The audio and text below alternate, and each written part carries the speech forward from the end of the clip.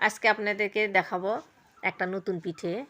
এই যে সেই দিন দেখাইছিলাম দুধ পিঠে, আজকে দুধ পিঠে দেখাবো না, আজকে দেখাবো হচ্ছে কলম পিঠা করে বলে। এখানে আটা ইয়ে করে নেওয়া হয়েছে, নারকেল দিয়ে আটা গুলে নিয়ে হয়েছিলাম, সেটা আপনাদের দেখানো হয়নি।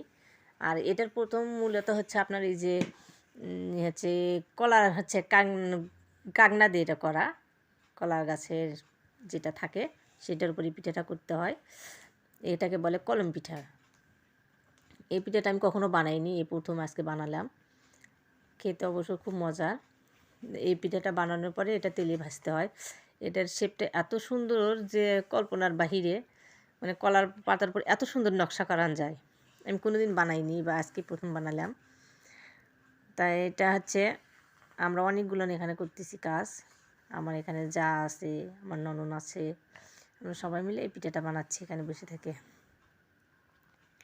এই যে দেখেন, কিন্তু শেপটা বোঝানো যাচ্ছে না, এই হচ্ছে শেপটা এত সুন্দর দেখা যাচ্ছে, এখানে বোঝা যাচ্ছে না। এবার এগুলো হচ্ছে ভাজতেছে, দেখেন এগুলো ভাজার পরে দুধের ভিতর দিয়ে দিব, যে লাল লাল করে ভাজছে।